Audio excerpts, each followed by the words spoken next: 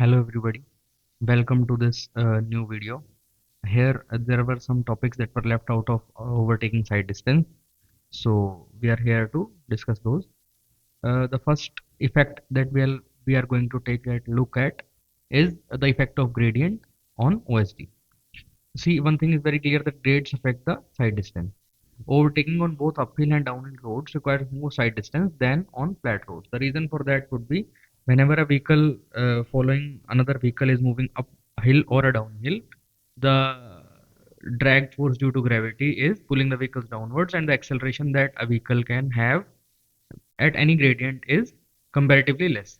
So the OSD required is less, but simultaneously when there is a two-way traffic or a two-way road, the vehicle C that we have discussed previously, or the vehicle that is coming from the opposite direction, is having more acceleration due to uh,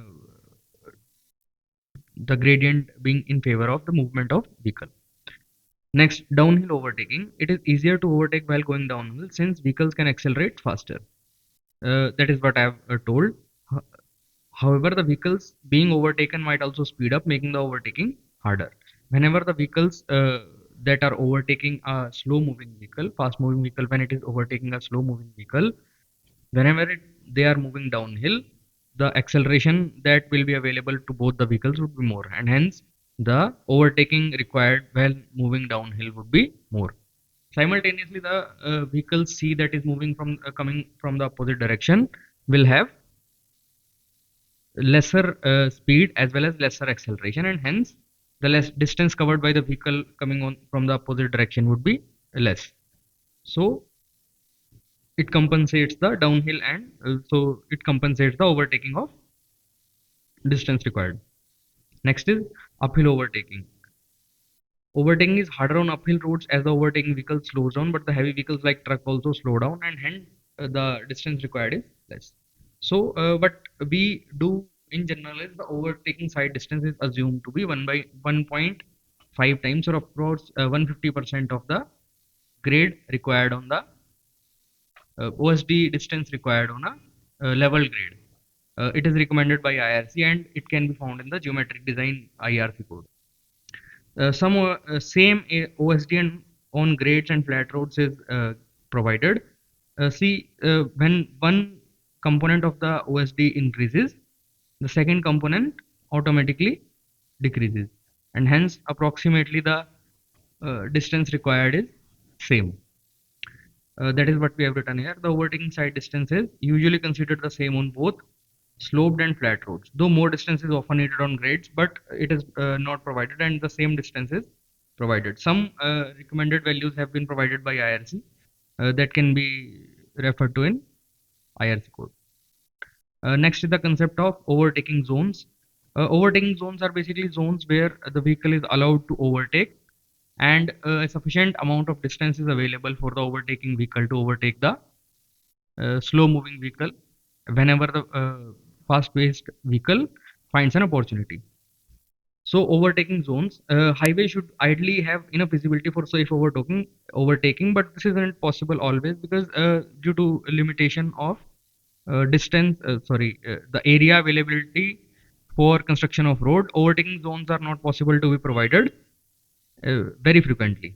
So no overtaking zones. In areas where overtaking isn't safe, signs should be placed indicating no passing or overtaking prohibited before the zone begins. Whenever there is a road being constructed in a hill area, generally it happens is due to limitation of the area to be acquired, and due to the geometry of the and terrain of the hilly region, it is often not possible to provide the overtaking zones, and hence special overtaking zones are provided. Whenever overtaking is prohibited on the road, of course the signs are provided. We'll show that in the diagram next. Frequent overtaking opportunities. Drivers should be given frequent opportunities to overtake at safe intervals. These stretches at road are called overtaking zones. Overtaking zones are zones which are specially provided at a road to make sure that the fast moving vehicle is able to overtake. If such type of overtaking opportunity is not provided to the fast paced vehicle, it often happens that the overtaking vehicle, due to psychological reasons, of course, takes the overtaking, and it often leads to an accident. To avoid those accidents, overtaking zones are mostly provided. Right? A signage for overtaking. A sign should be placed in advance to indicate that the start and end of overtaking zone. Whenever overtaking zones is starting or ending, it should be mentioned with a signboard. Next, minimum length of overtaking zones. Of course, I have shared with you. It should be 3 times the safe overtaking distance, which is equal to OSD. But ideally, 5 times of the overtaking side distance is provided for safety reasons.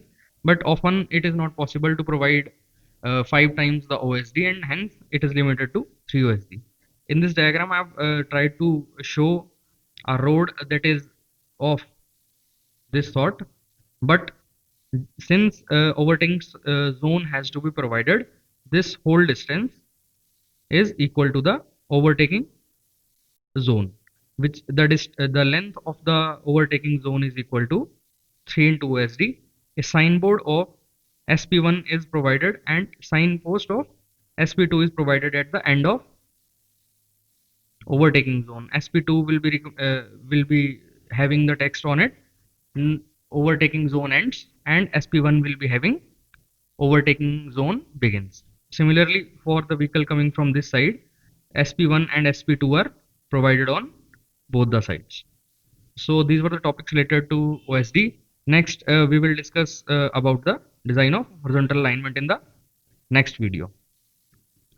For this video, I'd like to request you to kindly like it, have a comment on the video about what you liked about the video, and have you seen these overtaking zones in hilly regions, and please do subscribe. It really helps the channel and to grow, as well as it motivates me to make more such educational content. Thank you. Have a good day.